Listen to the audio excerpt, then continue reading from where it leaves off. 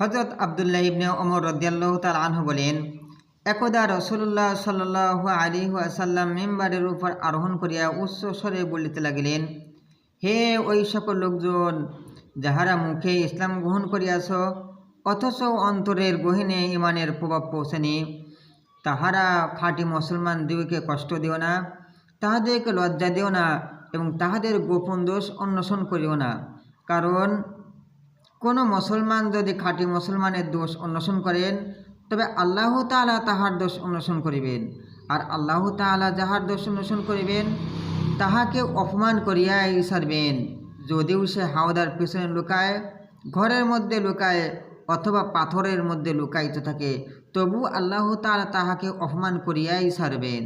তো সম্মানিত ভিউয়ার্স, আপনারা বুঝতে পারছেন যে এই হাদিসে প্রথমত মুসলমান খাঁটি মুসলমানদেরকে গুরুত্ব দিয়েছেন, অনেক মর্যাদা দিয়েছেন, যে তাদের দোষ অন্বেষণ করা নিষেধ।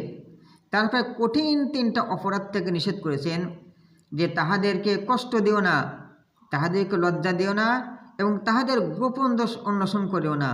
তো আল্লাহ তাআলা আমাদের হাদিসের উপর আমল করা তৌফিক দিন। আল্লাহুম্মা আমিন।